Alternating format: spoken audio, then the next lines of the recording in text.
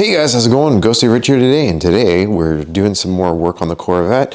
Again, I know a lot of you have been messaging me, Rich, what is taking so long? Well, if you remember, I've been trying to build an ignition plate now for all the coils to mount to. I created a cardboard template and I took it down to one of the metal CNC shops that were here. And they were taking quite a while. And finally, I actually reached out to another place that was local because they CNC in a different material. Well, Rich, what the heck is that? What if I told you that material was carbon fiber? That's right. There's a place down here that is doing carbon fiber, and they had a scrap, so I had to settle for gold. So the ignition plate is going to be a gold carbon fiber. It's, I believe this one's 3 mil. And I mean, we're not going to break this. It's super, super strong. This is the kind of stuff they're making, those robots and stuff that you see on TV, battle bots. And you're also seeing other things now. I haven't completely peeled it yet because my plan is I still have to drill holes. Now, if you've never drilled into carbon fiber, be prepared to have very sharp bits and be prepared for them to go dull very quickly. Although I only have 5 holes so far, because what I want to do is this is the templated holes for down there. What I need to do is mark out the holes, drill, make sure the plate completely fits the way I want it to. After I've done that, then I have to lay out the coils exactly how I want them on here, whether I'm going to do 2 high, which is kind of what I want to do. I want to do 2 here, 2 here, 2 here, and 2 here. That allows me to do risers off of them. Meaning that they'll stick a little bit off the plate. If liquids ever come down, the coil itself will never be seated in the liquid itself. The other reason why, of course, is then, even if I wanted to, I haven't decided to do this, but if I wanted to, I could put Teflon spacers here.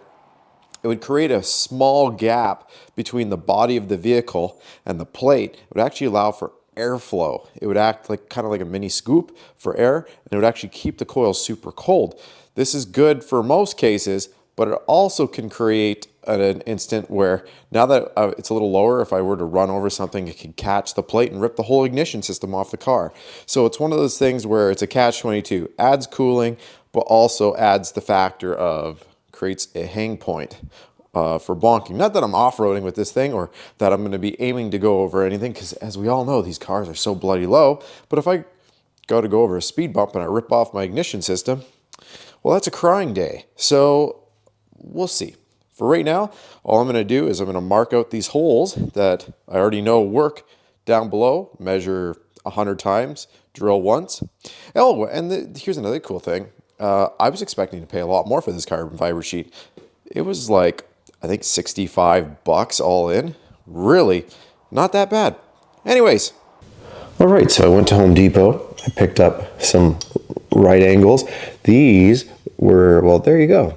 If you want, you can try and find that skew. But I'm using these as the right angles.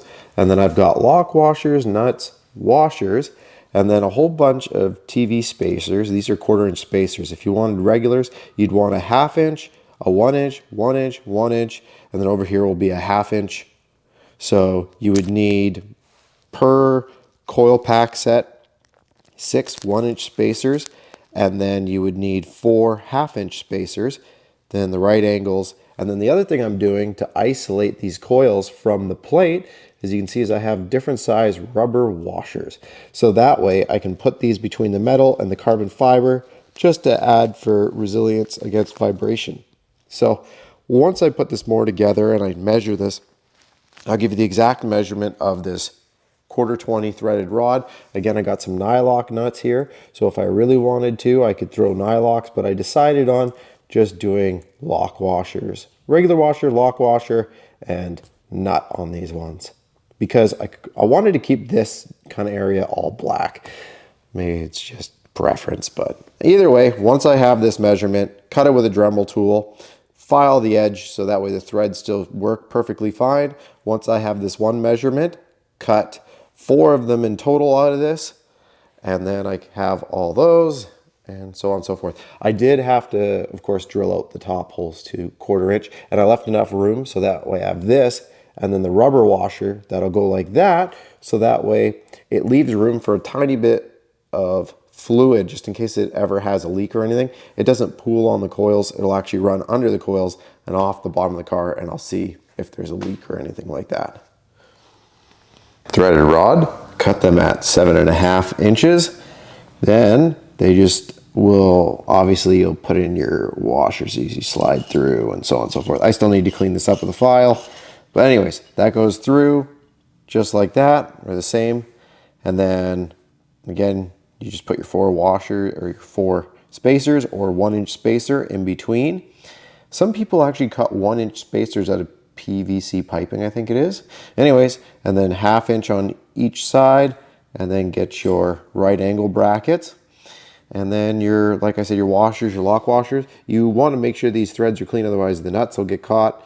And you want to be able to tie them on, because once you have even amount of threads, you'll put a box wrench on each side. And then if you're OCD, this is the fun part. You're trying to twist them both at the same time till it fully locks in and it's nice and tight. Once you do that, look at that. You now have coil packs to mount onto the plate.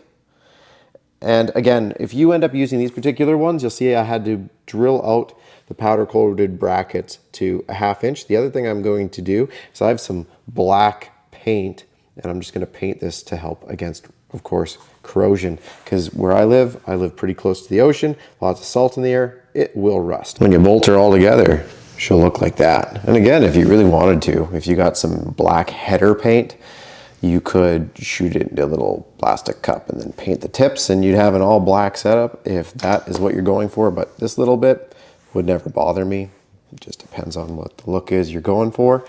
And again, once it's bolted together like so, I need to build 1 more of these, and it'll come over here, and we'll bolt it right through onto here. And again, mine just hovers just above the carbon because I'm going to add another spacer with rubber there, so that way I've got that, just that minor bit off of there. Moment of truth, just move this over just a tiny bit. There we go. So it's basically lined up with the edge, threaded rods there. It's probably going to try and move. Let's bring this in, and we're right there. They're going to literally fit side by side just.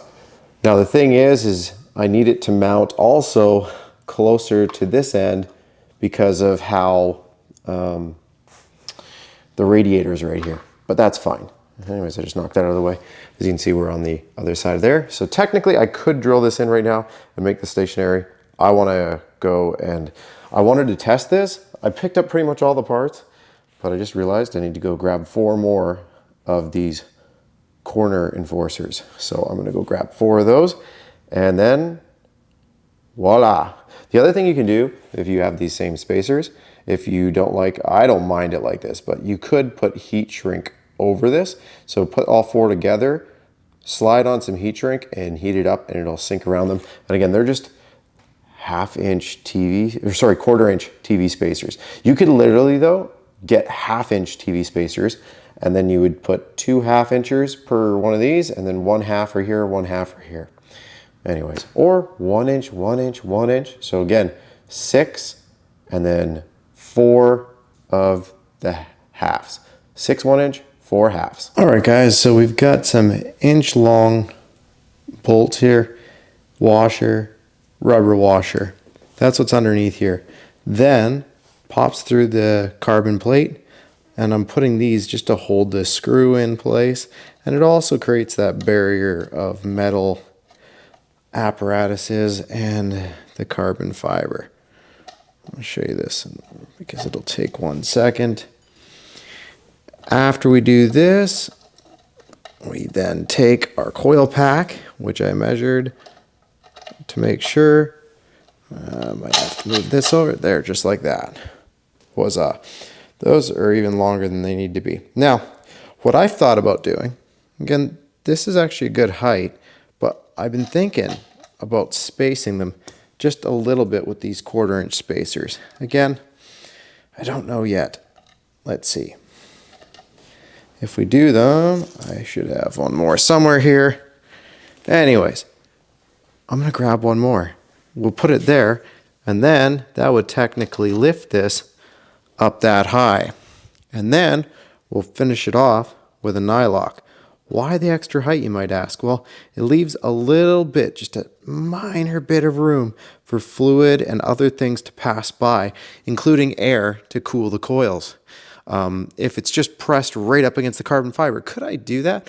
Well, yes, but I mean, if I want a little bit of airflow, or so if there's ever a fluid leak, it's not bathing in fluid, I want to lift the coils. Just even a eighth of an inch is everything. When it's all mounted and tied down, there you go. I think that looks pretty sleek. Now, you're probably wondering, what the heck are the big ones for?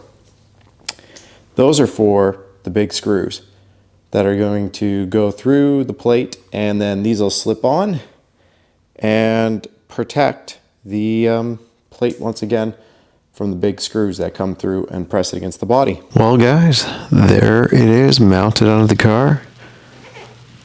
So the only thing I'm going to do, so you can see I spaced this one, but I didn't space that side. I think I am going to space it just a little bit because of not this bracket. It doesn't go like, it goes here, but I just want a little bit more space from the coils in the back. So I just spaced the front so far, but I think I'm going to space the back as well.